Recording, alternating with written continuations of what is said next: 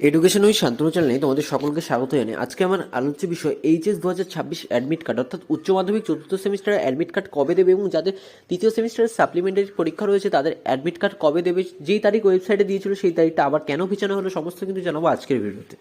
পশ্চিমবঙ্গ উচ্চ মাধ্যমিক সংসদের তরফে ছাত্রছাত্রীদের জন্য উচ্চ মাধ্যমিক পরীক্ষা 2026-এর সেমিস্টার 4 এবং সেমিস্টার 3 পরীক্ষার অ্যাডমিট কার্ড সংক্রান্ত সময়সূচিতে পরিবর্তন আনা হয়েছে। সংসদের অফিসিয়াল নোটিফিকেশন অনুযায়ী নির্ধারিত দিনে অ্যাডমিট কার্ড দেওয়া কোনোভাবেই সম্ভব হচ্ছে না, ফলে নতুন তারিখ কিন্তু ইতিমধ্যে ঘোষণা করা হয়েছে।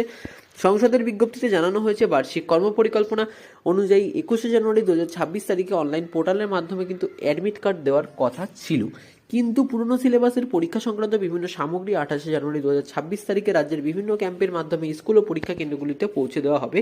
এই কারণে সেমিস্টার 4 অর্থাৎ চতুর্থ সেমিস্টার এবং পরীক্ষার সেমিস্টার 3 এবং সাপ্লিমেন্টারি সেমিস্টার যেটা, এই দুই ক্ষেত্রেই অনলাইন পোর্টালে অ্যাডমিট কার্ড দেওয়ার তারিখ কিন্তু পিছিয়ে 28শে জানুয়ারি করা হয়েছে। যারা এখনও পর্যন্ত অ্যাডমিট কার্ডটি স্কুল থেকে বা অনলাইনে ডাউনলোড করনি কোনোভাবে, তারা কিন্তু অ্যাডমিট কার্ডটি ডাউনলোড করে নিতে পারো বা স্কুল থেকে গিয়েও সংগ্রহ করতে পারো।